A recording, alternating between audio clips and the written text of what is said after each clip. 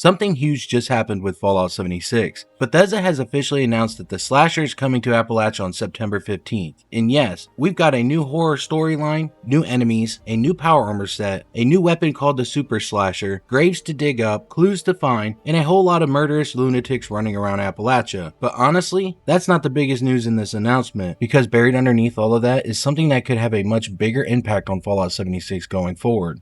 Gen 9 is coming to Fallout 76, and Bethesda isn't just talking about making the game look a little prettier. They're talking about better performance, better stability, improved visual fidelity, and the ability to optimize Fallout 76 for individual platforms going forward. And that's potentially a much bigger deal than the slasher. So today, we're breaking down everything Bethesda just revealed, what this could mean for Fallout 76, what we already know about the slasher from the PTS, and a few things Bethesda didn't answer that I think players are going to want to know. Let's get into it. So let's start with what I think is actually the biggest announcement here. Because while Bethesda is putting a huge spotlight on the slasher, I think Gen 9 would have a much bigger impact on Fallout 76 in the long run. Bethesda says the Gen 9 boost is coming alongside this update and will benefit players on Xbox Series S and X, PlayStation 5, and older consoles. And Bethesda is promising 3 major improvements: better performance, better stability, and better visual fidelity. Now those 3 things alone are exciting, but there's one sentence in Bethesda's announcement that really caught my attention. They say this upgrade will give the development team the opportunity to optimize each platform individually down the road. And this could be a very big deal for Fallout 76, because Fallout 76 has been running across multiple generations of hardware for years. We've got older consoles, current generation consoles, and PC players running everything for lower end systems to high end gaming PCs. And all those platforms have to run the same game. Now Bethesda is basically telling us that they're going to have more room to optimize each platform individually. And I want to make something very clear here. Bethesda has not given us exact numbers yet. We don't know exactly what frame rates we're going to get. We don't know exactly what resolution each console will run at. And we don't know exactly how much of an improvement we're going to see on each individual platform. So I'm not going to make up numbers or tell you that Gen 9 automatically means 60 FPS everywhere. That's not what Bethesda said. What Bethesda did say is better performance, better stability, and better visual fidelity, and more opportunities to optimize individual platforms going forward. That's what we know right now. And honestly, I'm very interested to see what this actually does once it goes live, because the slasher is an event. Eventually, the slasher is going to end. But if Gen 9 delivers what Bethesda is promising, these improvements could affect Fallout 76 every single time we play the game. But Gen 9 isn't the only major system change coming. Bethesda also announced something that could completely change the way we look at some of Fallout 76 named weapons. Bethesda says players will be able to change legendary mods on more than 80 unique named weapons found throughout the wasteland. And this could be huge, because Fallout 76 has a lot of named weapons that have interesting identities, but maybe weren't necessary weapons you would build your entire character around. Now that's potentially changing. Imagine finding one of these unique weapons and being able to customize its legendary effect to fit your build you're actually using. Suddenly, some of these weapons that have been sitting in people's stash boxes could become much more interesting, and it's going to create a whole new question for Fallout 76 players. Which named weapons are actually worth building around now? We're going to have to figure out which weapons have the best unique properties, which one benefits most from different legendary effects, and which weapon could suddenly become extremely powerful. And there's something I'm definitely going to want to test once it goes live, because reading the description is one thing, actually taking these weapons into Appalachia and putting them through their paces is another. And Bethesda says the new system is coming directly to workbenches, so this is going to become part of the normal weapon building experience. And if you would like to see more on these changes, I'll put a link in the description to a video showing you more. Now let's talk about the slasher. Now we finally get to the part Bethesda put front and center, the slasher. And this isn't sounding like a normal seasonal event. Bethesda says the slasher is a frightening experience, unraveling over the weeks spanning the fall updates. That's important, because this isn't simply the event starts, everyone plays it, the event ends. Instead, Bethesda says activities are going to be layered on top of each other. As another layer is unlocked, the intensity builds. And that makes the slasher sound much more like an evolving experience than a traditional Fallout 76 event. So what are we actually going to do? Bethesda says players will need hunt for clues, dig up unmarked graves, and fight slasher fanatics infesting the map.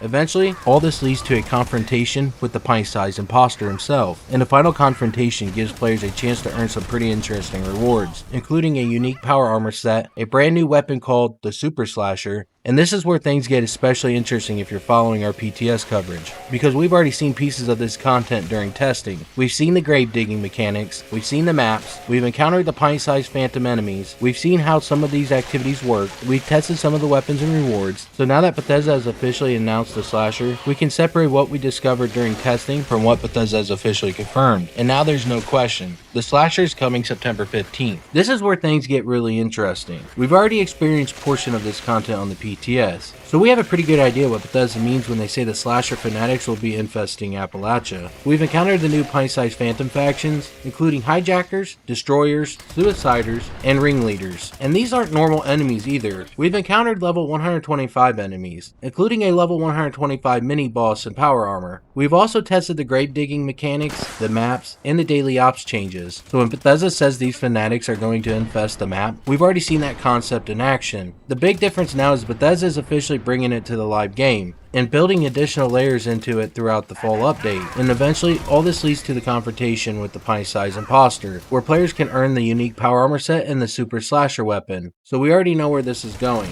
Now we're getting the full live version on September 15th. Now let's talk about another major change coming to the slasher update: Legacy Seasons. Starting September 15th, Fallout 76 will bring back the previous seasons to run alongside the current season. The first one will be Armor Ace and the Power Patrol Cold Steel, and this is going to be especially useful for players who missed older seasons. The best part? You can work on both seasons at the same time. There isn't a separate Legacy Season currency. You use the same season tickets you've always been earning, so you decide where those tickets go. You want something from the current season? Spend them there. Miss something from the Legacy Season? Spend them there. You can split your tickets however you want. There's one major difference. Legacy Season rewards have to be claimed linearly. However, if you already claimed a reward when the season originally ran, or purchased that season item through the Atomic Shop, it'll already be marked as claimed, so you can move directly to the next reward. And Bethesda says they've added a few new rewards to the first Legacy Season, so even veterans who've completed the original season should still check their rewards. The Legacy Season will currently run for the full length of the season, and the original seasonal game boards will not return as rewards. The original music and artwork, however, will return. Bethesda says Legacy Seasons are planned to rotate in the future, so if you missed one, it could eventually come back. But Bethesda warns that it may be a while before a particular season returns. And here's where it gets even better. The community gets to help decide what comes back next. The first vote runs from August 18th at 1 p.m. Eastern through August 21st at 1 p.m. Eastern. You can vote through the Bethesda Game Studio Discord or the Fallout 76 subreddit. The results will be combined, and Bethesda will announce the winner on August 25th. That winning Legacy Season will return with the winter update later this year. And for the first Legacy Season, Bethesda says there are no changes planned to daily or weekly challenges. There also won't be a bonus page for this first run, although Bethesda says that's something they could potentially add in the future. So when you step back and look at everything Bethesda just announced, this is a lot more than just the slasher. We've got Gen 9 bringing better performance, stability, and visual fidelity, along with the ability to optimize individual platforms going forward.